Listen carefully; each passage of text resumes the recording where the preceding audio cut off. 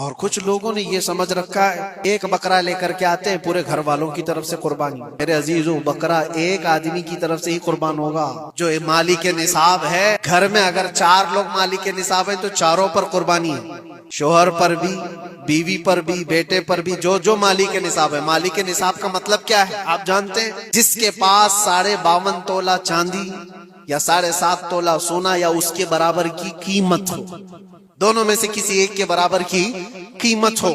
اور قربانی واجب ہونے کے لیے سال بھر پیسے ہونا ضروری نہیں، قربانی کے دنوں میں اگر وہ مالک نصاب ہوا تب بھی اس پر واجب. زکوٰۃ کا حکم الگ ہے، قربانی کا حکم الگ ہے.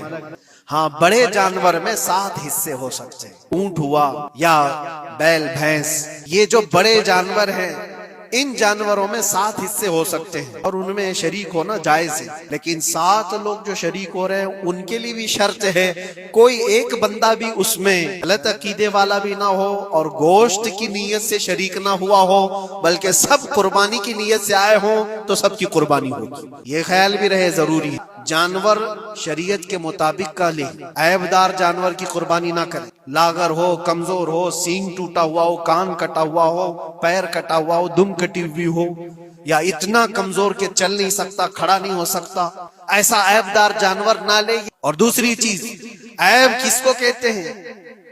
عیب کس کو؟ کان میں اگر سوراخ ہے تو وہ مکروہ ہے لیکن قربانی ہے اس کی. ہاں، سینگ اگر بچپن اس کے پیدائشی نہیں آئے تھے تو جائز ہے اس کی قربانی. آئے تھے اور ٹوٹ گئے تو اس کی مقدار بتائی گئی ہے. 1/3 حصہ اگر ٹوٹا ہے تو اس وقت تک جائز ہے، اس سے زیادہ جڑ سے ٹوٹے ہوئے ہیں تو قربانی جائز نہیں. کوئی پیر پورا کٹا ہوا ہے، دم پوری کٹی ہوئی، یہ عیب میں آتا ہے. عیب دار جانور کی قربانی جائز نہیں کرے گا تو وہ گنہگار ہے. افضل کیا ہے؟